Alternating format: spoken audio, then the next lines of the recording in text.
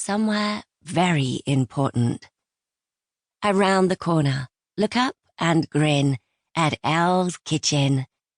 This is the one place I know I can get the best chocolate fudge squares I've ever tasted. Besides, Elle, who owns the bakery, is my go-to person in the city.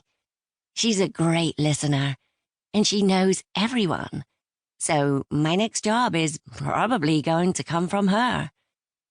The bell above the door jingles as I push into the store. I look around at the many cake stands dotting the place.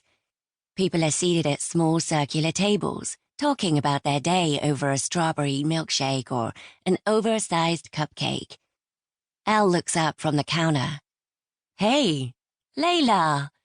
"It's been a while," she says. Her blonde hair is pulled back into a high ponytail, and her luscious locks are literally glowing under the LED lights in the store. One thing about Elle is her smile can light up a room. Right now, she's smiling at me like she doesn't have a care in the world, and suddenly I'm grinning like I don't have any problems either. I don't think anyone would be able to resist smiling back. "Hi, Elle. Can I get 3 fudge squares, a vanilla cupcake, and maybe throw in a cinnamon bun just for good measure?"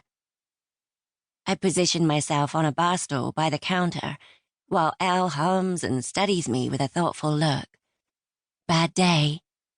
I rest my head on one hand and drum my fingernails on the counter with the other. What gave me away? Elle shakes her head, and her perfect blonde ponytail shimmers as it swooshes from side to side. She gathers up my order, and I tap my card on the card reader as she slides my bag of comfort food to me. "Do you want to talk about it?" My shoulders sag, and I heave a big sigh. What's there to talk about? I can't keep a job if my life depended on it. My mom is ashamed of me, and if I didn't live with my sister, I'd have bailiffs at my door before the month is out.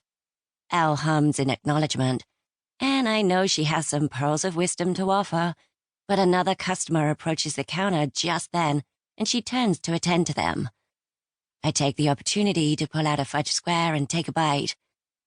Usually, the taste of chocolate and gooey fudge is enough to turn any kind of day around. That isn't the case today. I swallow the piece and frown at the square, surprised that I didn't feel a rush or even an ounce of happiness. "I'm so sorry," Elle says. I have her attention again now, and her eyes are full of sympathy. I cringe. If there's one thing I hate more than getting fired, it's being pitied. "I don't suppose you want me to cover maternity leave?" I ask, testing the waters. Elle steps back and fiddles with her apron. Her bump is even bigger than the last time I dropped by for a donut. Elle clutches her bump and giggles. "Maternity leave?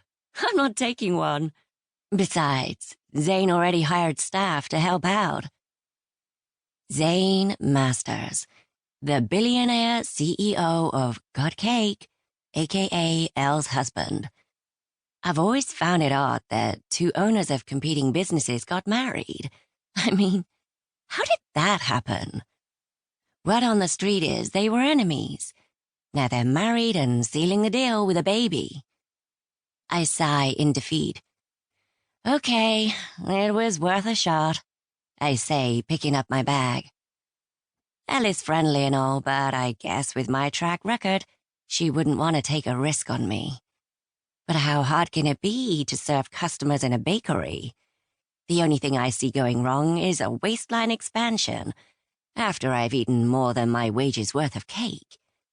On second thought, not working at Elle's kitchen might be for the best.